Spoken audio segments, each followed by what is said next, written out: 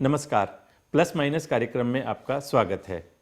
दिल्ली वैसे तो छोटा सा प्रदेश है, लेकिन देश की राजधानी होने के कारण यहाँ की हर छोटी बड़ी घटना का नेशनल और इंटरनेशनल लेवल पर असर पड़ता है।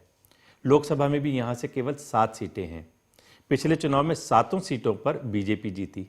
उसके थोड़े दिनों बाद असेंबली इलेक्शन हुए तो 70 में से 67 सीटें आम आदमी पार्टी के हिस्से में आई, और उसके थोड़े दिनों बाद जब दोबारा चुनाव हुए नगर निगम के तो तीनों निगमों पर बीजेपी का कब्जा हो गया। ऐसी विचित्र दिल्ली में भारतीय जनता पार्टी की प्रदेश की बागडोर मनोज तिवारी के पास में है, जो सुपरस्टार से पॉलिटिशियन बने हैं। अनेक दिग्गजों को पीछे छोड़कर उन्हें भारतीय जनता पार्टी दिल्ली प्रदेश अध्यक्ष बनाया गया। आगामी चुनाव में उनकी क्या तैयारी है, उनकी क्या राजनीतिक सोच है, इसी पर आज के इस एपिसोड में नज़र डालेंगे। लेकिन सबसे पहले एक नज़र उनके अब तक के राजनीतिक सफर पर।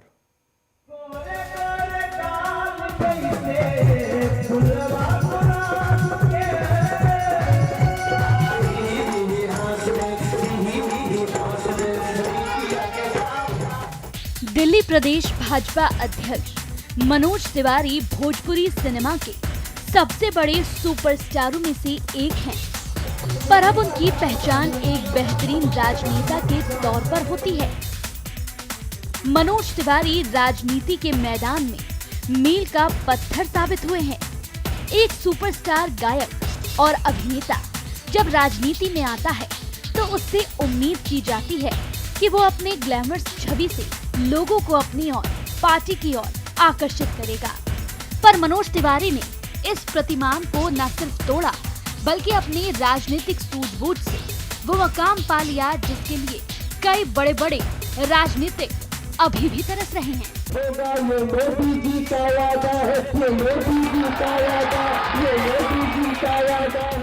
मनोज तिवारी ने अपनी मेहनत और मोदी लहर में 2014 के आम चुनावों में कांग्रेस के जेपी अग्रवाल को हराकर उत्तर पूर्वी दिल्ली की लोकसभा सीट पर जीत दर्ज की।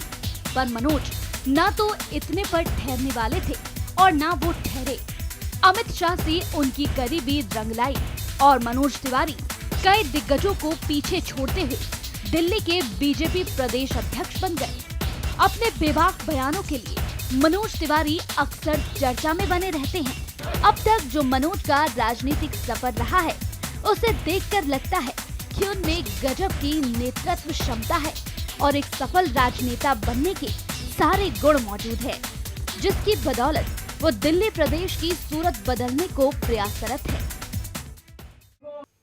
तो ये था राजनीतिक सफर भारतीय जनता पार्टी दिल्ली प्रदेश अध्यक्ष मनोज तिवारी का। आइए बातचीत का सिलसिला शुरू करते हैं मनोज जी से। मनोज जी, आपका कार्यक्रम में स्वागत है। बहुत बहुत धन्यवाद राकेश जी। मनोज जी, राजनीति में आने से पहले आप भोजपुरी फिल्मों के सुपरस्टार थे। ग्लैमर था, चकाचौंध थी। राजनीति में आने के बाद यहाँ पर उठापटक है, आरोप प्रत्यारोप है, भाग दौड़ है। आपको कौन सा फील्ड ज़्यादा अच्छा लगा? देखिए, जब जो फील्ड होता है राकेश जी, वो उसको स्वीकार करना चाहिए। जीवन के कई रंग हैं और हम ये क्यों अपेक्षा करें कि हमेशा हम जैसा चाहेंगे वैसा ही मिलेगा। कभी कभी हमारी गरीबी होती है, अभाव होता है, कभी जीवन में बदलाव आता है, हम थोड़े सक्षम हो जाते हैं, प्रभाव हो जाता है, और फिर ऐसा भी समय आता है जब अचानक आप में देश सेवा की, समाज सेवा की बात आती है और आप धक्के खाने को तैयार हो जाते हैं, उठा पटक के लिए तैयार हो जाते हैं। अब मैं जो जीवन का जो पहलू देख रहा हूँ, वो मेरे जीवन का सबसे इम्पोर्टेंट पहलू और सुकून देने वाला है कि मैं कुछ लोगों की ज़िंदगी में खुशी भरने के लिए कुछ की हक की आवाज़ उठा रहा हूँ। उनकी आवाज़ बनने के लिए आप कई बार लिमिट भी क्रॉस कर जाते हैं। कई जगह बिना बुलाए मेहमान की तरह भी पहुंच जाते हैं। मैं सिग्नेचर ब्रिज पे आमंत्रित मेहमान था। दिल्ली के डिप्टी सीएम ने मुझे आमंत्रित किया था और बाज़ाब्ता मैं चाहूँगा कि आप लोगों को दिखाएं, मनीष सिसोदिया जी का ट्विटर दिखाएं, वो मुझे टैग करके, जब मैंने ये कंप्लेन की थी कि ब्रिज हमने बनाया, हम वहाँ निमंत्रित नहीं हैं, हम लोकल सांसद हैं, मेरा प्रोटोकॉल है, नहीं बुलाया, फिर भी मैं जाऊँगा, मैं स्वागत करूँगा। देखिए राकेश भाई, आजकल प्रोटेस्ट करने के लिए भी इन्फॉर्म करना पड़ता है। अगर आप विपक्ष पार्टी में हैं, हम आपके घर पे प्रदर्शन करना चाहते हैं, प्रोटेस्ट करना चाहते हैं, तो हम पहले सूचना देंगे पुलिस को कि मैं इनके घर पे प्रोटेस्ट करूंगा। अगर आप बिना सूचना के प्रोटेस्ट करने जाते हैं तो आपके साथ आतंकवादियों वाला व्यवहार हो सकता है। तो मैंने सूचना दी थी कि मैं स्वागत करने आऊंगा, भले नहीं बुलाया। तब बाद में मुझे मनीष सिसोदिया ने ट्विटर पे टैग करके मुझे आमंत्रित किया। मैं वहां बिन बुलाया नहीं था। मैं उस सीलिंग को बर्दाश्त नहीं कर सकता जो लॉ को तोड़ कर दी गई हो। मैं उस सीलिंग को बर्दाश्त नहीं कर सकता जो अपनी कानून की सीमाओं को उल्लंघन करके कोई सील कर रहा हो। भ्रष्टाचार है, पैसे का लेन देन है, पिक एंड चूज है। ऐसे सीलिंग के खिलाफ तो मैं था, हूं और हमेशा रहूंगा। मैं कभी भी कानून नहीं तोड़ना चाहता, लेकिन कोई भी कानून तोड़ना चाहेगा तो मैं उसका परमिशन भी नहीं दूंगा। इसलिए मैं राकेश भाई, मैं अपने किरदार को लेकर बहुत सजग रहता हूं। मैं भारतीय राजनीति में आया हूं नरेंद्र मोदी का अनुयायी बनके। मैं भारतीय राजनीति में एक साफ नियत, सुचिता, एक दूसरे के प्रति आदर, सम्मान, विचारधारा अलग हो सकती है, उसके आधार पे आए हैं। इसलिए मैं ऐसी गलती नहीं कर सकता। मैं बिन बुलाया नहीं था वहां पे। मनोज जी, भारतीय जनता पार्टी ने दिल्ली प्रदेश में बहुत सारे नेताओं को नज़रअंदाज करके आपको दिल्ली प्रदेश का अध्यक्ष बनाया, ये सोचकर कि शायद जो दिल्ली में गुटबाजी अपनी चरम सीमा पर है बीजेपी में, उस पर रोक लगेगी और गुटबाजी खत्म होगी। लेकिन आज भी वैसे की वैसी बीजेपी में गुटबाजी है।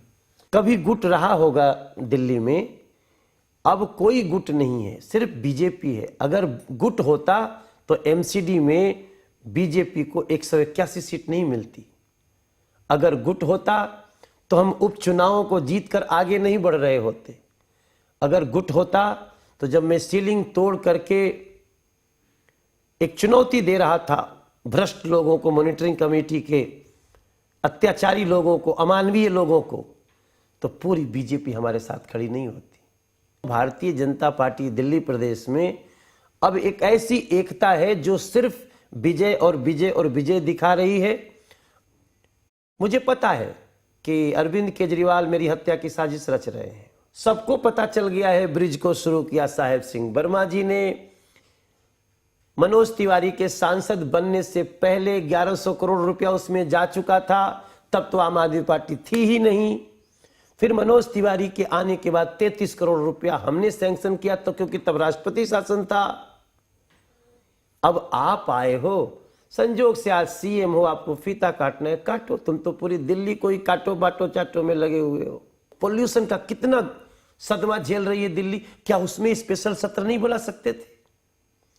पानी लेने के लिए जा रहे हैं, गोली मार दी जा रही है, लोग आपस में जूझ रहे हैं, टैंकर माफिया फल फूल रहे हैं, आप सत्र नहीं बुला सकते? आपको ट्रांसपोर्ट व्यवस्था ध्वस्त हो गई, अस्पतालों की व्यवस्था ध्वस्त है। आपने सीसीटीवी लगाना था वो नहीं लगाए, आपने वाईफाई लगाना था वो नहीं लगाए, आप मोहल्ला क्लिनिक में घोड़े गधे इसमें किए बैठ रहे हैं, सो रहे।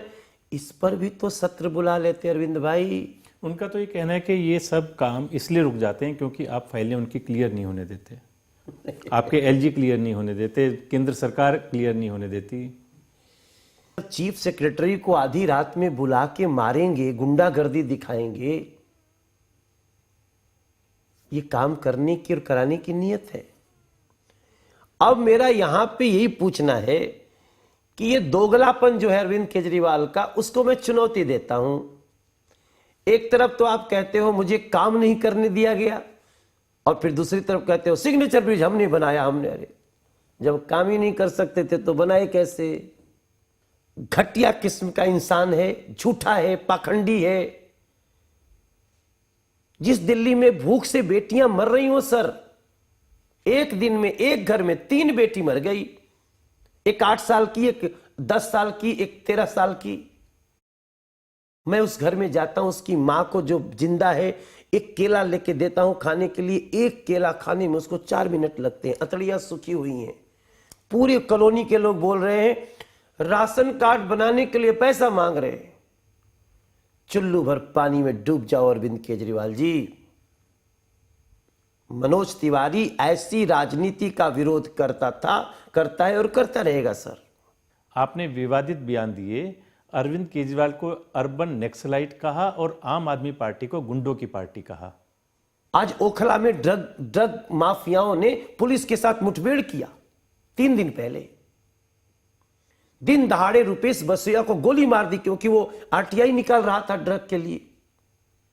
बांग्लादेशियों को बसा रहे हैं, उनके वोट बनवा रहे हैं। जब हम उनके वोट जब चेक करते हैं, एक महिला पहुंची वसंत विहार में, ये देखिए पुलिस के साथ, ये देखिए बांग्लादेशी को इलीगल घुसपैठिए को बना रहे वोटर। आप सोचें, देखने वाले सोचें, सब सोचें कि हमारे देश के हिंदू, मुसलमान, सिख, ईसाई इनकी व्यवस्था कर ले रोजी रोटी की, पहले वो इंपॉर्टेंट है, ना कि बांग्लादेश और रोहिंग्यास को बसा करके उनको सारी सुविधा दे दें। जमुना जी में घर बनवा दें। ओखला में आप देख लीजिए, डीएनडी से जाते समय 10-10 मंजिल की घर बन रही है। Where is monitoring committee? Aam Aadmi party और कांग्रेस मिलकर के इस दिल्ली का नाश करने का ब्लेम गेम कर रही है सर। इस नाश में कहीं ना कहीं कॉरपोरेशन का भी अपना रोल है और कॉरपोरेशन, तीनों कॉरपोरेशन भारतीय जनता पार्टी के हाथ में है। और जब आपने पिछली बारी चुनाव में टिकट बांटे थे तो सारे नए चेहरे इसलिए लेकर के आए थे कि शायद करप्शन पर कुछ लगाम लग जाएगी, लेकिन आज भी उसी तरह से कॉरपोरेशन में उसी तरह का करप्शन चल रहा है। मैं इस बात से इनकार नहीं कर सकता कि एमसीडी में दोष है। इसमें मैं एमसीडी को सेव नहीं करना चाहता हूं, लेकिन जो हमारे पार्षद नए आए हैं उनकी तरफ बंदूक चलाने की बजाय उन अधिकारियों की पड़ताल क्यों नहीं हो रही है जो 10-10, 15-15 साल से एक जगह बैठे हुए हैं? कहां है अरविंद केजरीवाल जी? कभी इस मुद्दे को उठाओ, चीफ सेक्रेटरी के साथ एक ऑल पार्टी मीटिंग कराओ, भ्रष्टाचारियों के ढूंढो, उनको सजा दिलाओ। हम रेडी हैं। एक घर बना हुआ है, आती है मॉनिटरिंग कमेटी, अगर सुन रही हो तो सुने। ये मॉनिटरिंग कमेटी के भ्रष्ट सदस्य, इन लोगों को तो समझ लीजिए इनको कीड़े पड़ेंगे सर। ये जो भ्रष्टाचार का गेम 2007 से मॉनिटरिंग कमेटी बैठी हुई है, कहां थी मॉनिटरिंग कमेटी? जिस घर को आप बोलते हो इलीगल बना हुआ है, किसने बनवाया? क्या दिल्ली में पर लेंटर फी चलती है? नहीं पता इन लोगों को। लेकिन उसमें कहीं ना कहीं भारतीय जनता पार्टी के पार्षद भी जिम्मेवार हैं। बिल्कुल मैं इससे इनकार करता हूं। यू कांट ब्लेम ओनली पार्षद। आप असली तो जो अधिकारी हैं, जो 1000 करोड़ों का खेल खेल रहे हैं, हम उनको अगर नहीं टारगेट करेंगे तो ये तो छोटी छोटी मछलियां हैं सर। आपको ऐसा नहीं लगता कि कॉरपोरेशन के अधिकारी, पार्षद, पुलिस, इन सब का एक मिला जुला नेक्सस है जो ये सब मिलकर के और इलीगल कंस्ट्रक्शन में जुड़ा हुआ है? एकदम, मैं तो यही आना चाहता हूं। मैं इसी पर तो चोट करना चाहता हूं। मैं सुप्रीम कोर्ट में लिख के दे दिया, मैं मॉनिटरिंग कमेटी को लिख के दे दिया कि ये जो ओखला में जमुना जी की छाती पे 8-8 मंजिल के घर बन रहे हैं, उनको कौन रोक रहा है छूने से? मैं बीजेपी प्रदेश अध्यक्ष, मैं एमसीडी में मैं कर रहा हूं, वहां करो, लिख के दे दिया। न मॉनिटरिंग कमेटी कर रही है, न सुप्रीम कोर्ट उसको कुछ करने के लिए इंस्ट्रक्ट कर रही है। वो पुलिस की मिली भगत हो, एमसीडी के पार्षदों की मिली भगत हो, वो वहां के अधिकारियों की मिली भगत हो, कमिश्नर की मिली भगत हो, सबको टांगो ना। मनोज जी, अक्सर आप अपने विवादित बयानों के कारण से बहुत चर्चा में रहते हैं। हम अपने दर्शकों को एक क्लिप दिखा रहे हैं जो आपने सोनिया गांधी के लिए कही थी। असल में समस्या इसलिए है कि सोनिया जी ने कभी छठ नहीं किया। अगर सोनिया गांधी जी छठ की होती तो बड़ा बुद्धिमान आता। अब देखिए, आपने जो ये क्लिपिंग दिखाई, तो मैं इसमें क्या कह रहा हूं? अगर सोनिया जी छठ की होती तो ऐसा नहीं आता, यही बोला ना। अब देखिए, जिस दिन मैंने ये मैंने बात कही, उस दिन छठ था। हमारा जन्म हुआ है मां छठ की कृपा से। मेरी मां छठ भूखी तो मैं पैदा हुआ। हमारे लिए छठ इतना बड़ा त्योहार है कि हम छठ के दिन और कुछ सोच ही नहीं सकते। अब हमको किसी ने कहा कि राहुल गांधी रफाल पे रोज कुछ बोले जा रहे हैं, तो हमने कहा कि राहुल गांधी एक ऐसी नीति पे चल रहे हैं कि एक झूठ को 100 बार बोलो तो जनता तो बेवकूफ है, उसको सच मान लेगी। जब उसी राहुल गांधी को हम कहते हैं संसद के फोरम पे बोलो, प्रधानमंत्री जी बैठ के सुन रहे हैं, हम सुन रहे हैं, गृह मंत्री जी सुन रहे हैं, देश के 543 सांसद सुन रहे हैं, जब वहां कहा जा रहा है हाँ जी राहुल जी आप बताइए आपके पास क्या प्रूफ है, रफाल में कहां से गड़बड़ी हुई है, आप चाइना को क्यों हेल्प करना चाहते हैं कि हम जरा पता कर ले रफाल में कौन कौन मशीन लग रहा है ताकि वही हम भी बना लें और भारत को हम परास्त करने में सफल हो जाए। राहुल गांधी ये नीति नहीं चलेगी अब आपकी। हमारे पास रफाल आ गया है, दुनिया की कोई ताकत हमको अब आंख नहीं दिखा सकती। लेकिन अगर आपको लगता है कि रफाल में कोई गड़बड़ी वाला पेपर है तो सदन पे रखो। जब सदन पे रखने पड़ रहा है तो आंख मारने लग रहे हो, जाके झप्पी पाने लग रहे हो। अब ऐसी स्थिति में राहुल गांधी को मैं अव्वल दर्जे का बेवकूफ न बोलूं तो क्या बोलूं? तो मैं उसमें अड़ा हुआ हूं। इसलिए मैंने तो कहा कि सोनिया जी को छठ करना चाहिए तो जरा समझदार हो जाता। अगर छठ करने से सोनिया जी का धर्म नष्ट हो रहा है तो समझ लीजिए कि कांग्रेस का नष्ट होना तय है। मनोज जी, आप आजकल इलेक्शन कैंपेनिंग में लगे हुए हैं, 5 राज्यों में आपके दौरे चल रहे हैं, खूब चुनावी दौरे। आपको क्या लगता है किस तरह का रिजल्ट आने वाला है? छत्तीसगढ़ में कोई रोक नहीं सकता, मध्य प्रदेश कोई रोक नहीं सकता, राजस्थान में हम मान सकते हैं कि हमारा नेक टू नेक फाइट है। लेकिन वो नेक टू नेक फाइट अब भाजपा के पक्ष में चला गया है, क्योंकि जब से टिकट बांटा है कांग्रेस ने, उनके टिकट वितरण ने बता दिया कि भारतीय जनता पार्टी से बेहतर ऑप्शन कांग्रेस के पास नहीं है, हम वो भी जीतेंगे। हमने जो दृश्य देखा है, हम तो उसी दिन समझ गए कि कांग्रेस गई जिस दिन कांग्रेस को गंगा जल लेकर के बात करना पड़ा कि मैं गंगा जल लेकर के कह रहा हूं, मैं बेईमानी नहीं करूंगा, अब झूठ नहीं बोलूंगा, जो कहूंगा वो करूंगा। इतना दिन तक क्या कर रहे थे? नरेंद्र मोदी के साफ नीयत की जो धमक है वो घर घर तक लोगों की उज्ज्वला गैस के रूप में, प्रधानमंत्री आवास योजना के रूप में, आयुष्मान योजना के रूप में 5 लाख रुपया एक एक घर को। आप समझिए कि अभी तक 3.5 लाख लोगों को उसका लाभ मिल चुका है। रजिस्ट्रेशन जारी है, गांव गांव कॉलोनी बनने लगी, गांव गांव सबको पेंशन बन रहा है, गांव गांव सबको गैस मिल रहा है। अब जो उपले होते थे ना गोबर के गोईठे, वो बच रहे हैं, वो भी बिक्री हो रहे हैं। मनोज जी, आजकल फिर दोबारा से राम मंदिर का मुद्दा गर्म होने लगा है और लोग अध्यादेश लाने की भी मांग कर रहे हैं। आपको भी प्रतिनिधिमंडल आकर के मिल रहे हैं कि राम मंदिर शीघ्र से शीघ्र बनना चाहिए। आपको क्या लगता है, अध्यादेश ही इसका एकमात्र इलाज है? कि हर हाल में उस स्थान पर राम मंदिर बनना ही चाहिए, इसमें भारतीय जनता पार्टी का कोई दो राय नहीं है। जो अचानक सब्र का बांध टूटा है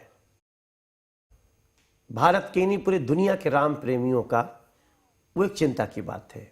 हम सब इस बात को लेकर के बहुत चिंतित हैं, क्योंकि भाजपा के लिए राम मंदिर कोई राजनीतिक मुद्दा नहीं है, वो आस्था का विषय है। और जिस दिन 29 अक्टूबर को जब लग रहा था कि हमारे 67 वर्षों के इंतजार का फल मिलने वाला है, अचानक ये कहना को माननीय न्यायालय का कि ये हमारी प्रायोरिटी में नहीं है मुद्दा, ऐसा लगा जैसे धरती फट रही हो, हम जा रहे हैं। हमारी स्थिति आपकी भी होगी सर, अगर आप राम को मानते हैं, किसी की भी। और ये कहना कि न्यायालय के पास इस केस के लिए समय नहीं है, बहुत पीड़ा दे गया है। अब मेरा ये मत है कि चाहे जैसे भी हो, अब अगले 3-4 महीनों के अंदर भगवान राम के मंदिर का निर्माण शुरू होना चाहिए। चाहे वो संसद के रास्ते कानून निकले या फिर अगले डेट पे कुछ आ जाए, मैं समझता हूं सभी लोगों को इसका संज्ञान लेना चाहिए। मनोज जी, भारतीय जनता पार्टी हमेशा मांग करती रही थी कि दिल्ली को पूर्ण राज्य का दर्जा मिलना चाहिए।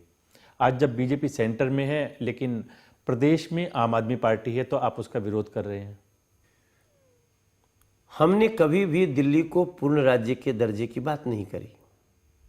मैं जब से आया हूं दिल्ली में, जब जब ये मुद्दा आता है तो मैं एक ही लाइन बोलता हूं कि दिल्ली को पूर्ण राज्य के दर्जे की जो मांगे कभी कभी उठती रहती हैं, इसकी समीक्षा होनी चाहिए। क्योंकि सब कोई हवा में बोल रहा है भाई साहब, कोई भी जमीन पे बैठ के नहीं सोच रहा है कि भारत की सरकार कहां रहेगी,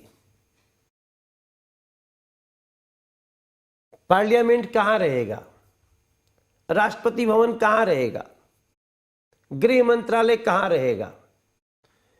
जिस मेहनत से सरदार वल्लभ भाई पटेल ने 545 रियासतों को मिला करके एक भारत बनाया, 31 राज्य बनाए,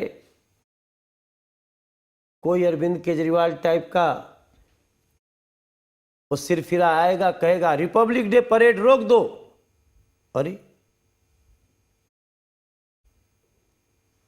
दिल्ली को पूर्ण राज्य का दर्जा देने की समीक्षा की बात मैं हमेशा करता रहा हूं, लेकिन उस समीक्षा के भी विचार को अरविंद केजरीवाल ने तहस नहस कर दिया, ये कह के कि रिपब्लिक डे परेड हम नहीं होने देंगे। धरने पे बैठ गए थे ना एज मुख्यमंत्री। अब आप बताइए कि अगर कोई कहीं पूर्ण राज्य का दर्जा हो जाता और रिपब्लिक डे को रोकने के लिए मुख्यमंत्री बैठ जाए, वो कह दे कि आज प्रधानमंत्री को नहीं निकलने देंगे, रास्ते में 144 लगा देंगे, आप क्या करोगे? मनोज जी, जैसे जैसे 2019 के चुनाव नज़दीक आ रहे हैं, एनडीए का कद घटता जा रहा है। कई घटक दल जो पिछले चुनाव में आपके साथ थे, अब वो आपका साथ छोड़ चुके हैं। ऐसे में आपको कैसे लगता है कि वो 2019 का चुनाव कैसे जीत पाएंगे? देखिए, हम जितनी सीटों से पहले जीते थे ना, उससे ज़्यादा सीटों से जीतेंगे, क्योंकि वोट देने वाली देश की जनता है और जनता ईमानदार सरकार चाहती है। जनता ब्लैकमेलिंग नहीं चाहती। तो जो पार्टी हमारे साथ आ करके नरेंद्र मोदी को ब्लैकमेल करना चाहती थी, केंद्र सरकार को ब्लैकमेल करना चाहती थी, उसको हमने स्पष्ट कह दिया, हमारा जो पहले से एजेंडा तय है हम उसी पे रहेंगे, हम कोई ब्लैकमेलिंग नहीं एक्सेप्ट कर सकते।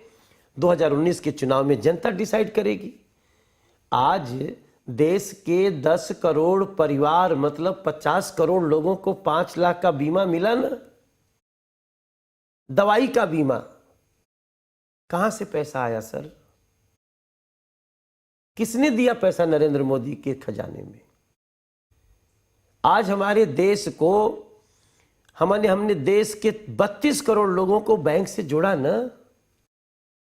आज हमने इस देश में जो लोग 50 करोड़ से 250 करोड़ का व्यवसाय करते हैं, टर्नओवर है, जो 50 से 200 250 लोगों को नौकरी देते हैं, काम पे रखते हैं, उनका हमने 30% का इनकम टैक्स हमने 25% किया ना।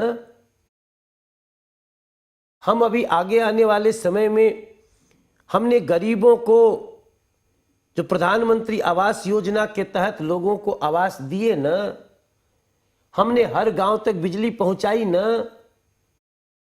हम इस देश के बेटियों के लिए एक अलग से योजना पे, शिक्षा योजना पे काम कर रहे हैं ना। बेटी बचाओ बेटी पढ़ाओ में हम एक बेटी कोई अपना अगर काम करना चाहती है, वो समझ लीजिए कि उसने कोर्स कर लिया ब्यूटिशियन का, if she want to open a beauty clinic, हम उसको 3.5 लाख रुपया दे रहे हैं ना। हम मुद्रा योजना के तहत हमने 10-10 लाख रुपए को मात्र 6% सालाना ब्याज पे दे रहे हैं ना। हम इतना काम कर रहे हैं कि हमें कोई ब्लैकमेल नहीं कर सकता। और ब्लैकमेल करना हो तो भैया जाओ, चुनाव में देख लेंगे। जनता, जिस जनता मालिक है इस देश की, वो हमें कान पकड़ के हटाना चाहेगी, हम स्वीकार है।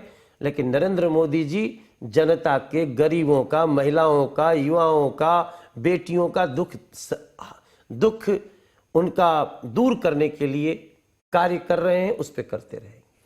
आप ये जो इतनी उपलब्धियां आपने गिनवाई, उन्हीं में एक उपलब्धि आप नोटबंदी की भी गिनवाते हैं अक्सर। लेकिन कृषि मंत्रालय की रिपोर्ट के अनुसार ही नोटबंदी के कारण से किसानों को बहुत नुकसान हुआ। वो समय पर ना खाद ले पाए, ना बीज ले पाए, और जिसके कारण से उनको नुकसान हुआ। ये कहाँ से आया आपके पास ये रिपोर्ट? एकदम अफवाह है। आप कोई पेपर लाइए, I am a member of parliament, I want to read that paper, that report. एक तो पहले देख लीजिए कि नोटबंदी इस देश में हुआ ही नहीं है साहब, नोट बदली हुई है। किसने कहा नोट बंद हो गया? ये नोटबंदी राहुल गांधी की देन शब्द हैं, ममता बनर्जी के शब्द हैं, अरविंद केजरीवाल के शब्द हैं, अखिलेश यादव के शब्द हैं, क्योंकि इनकी नोट बंद हो गए। हम बड़ी विनम्रता से कहते हैं, हम आज भी ये साफ नीयत से कह रहे हैं कि हमें तो अभी 4.5 साल ही मिले हैं। हमें एक बार, हमें मतलब मुझे नहीं चाहिए, मैं तो I am just a follower of Narendra Modi ji. मैं देश को बार बार बोलूंगा कि 2014 से 2024 तक केवल 10 साल जितना चुनाव होता है आप भाजपा को दे दीजिए। 2024 में हम जो फैसला करेंगे कि हमारा पीछे का 50 साल भारी था या हमारा ये 10 साल भारी है। मनोज जी, आपने बहुत गंभीर बातों का जवाब दिया, आरोप प्रत्यारोप का भी जवाब दिया, लेकिन हमारे दर्शक निराश हो जाएंगे अगर चलते चलते आपने उनको कोई गाना नहीं सुनाया। मैं आजकल बहुत सारे गाने गाता हूं भैया। देखिए, मेरा एक गाना आजकल चल रहा है, चट देनी मार देली खींच के तमाचा, ही हंस दे रिंकिया के पापा, ही हंस दे। बच्चे हंस रहे हैं, सब हंस रहे हैं। मैं गाना गाता हूं, मेरी एक बूढ़ी माँ है, उसका उससे नाता है, मेरी माँ बताती है गंगा मेरी माता है। बहुत बहुत धन्यवाद मनोज जी। ये थे प्लस माइनस में हमारे आज के मेहमान मनोज तिवारी। पूरी तरह से लगे हुए हैं दिल्ली की 7 सीटों को बचाने के लिए और साथ ही देश भर में घूम घूम कर भारतीय जनता पार्टी का प्रचार करने के लिए। उनकी मेहनत कितना रंग लाएगी ये समय बताएगा। अगले सप्ताह फिर मिलेंगे किसी नए मेहमान के साथ। नमस्कार।